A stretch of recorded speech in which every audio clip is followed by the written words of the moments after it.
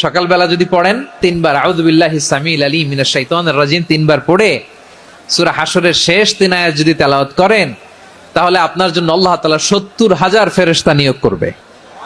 সারা দিন তারা আপনার জন্য মাগফিরাতের দোয়া করবে। আর ওই দিন ইন্তেকাল করলে আল্লাহ তাআলা শহীদ হিসেবে আপনাকে কিয়ামতের দিন দাঁড় করাবে। আবার সন্ধ্যাবেলায় যদি পড়েন, সারা রাতের জন্য 70,000 ফেরেশতা মাগফিরাতের দোয়া করবে। ওই রাতে মারা গেলে শাহাদাতের মৃত্যু নসিব হয়ে যাবে।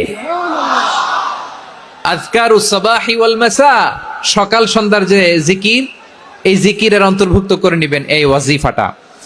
যে হাদিসটা বর্ণনা করলাম সুনানে তিরমিজির হাদিস, যদিও হাদিসটা সনদের দিক থেকে দাঈফ, কিন্তু মুহাদ্দিসিনে একরাম বলেছেন যেহেতু এটা ফাজাইলুল আমালের হাদিস, এটা পড়ার ক্ষেত্রে কোনো নিষেধাজ্ঞা নাই, এটা পড়া যাবে।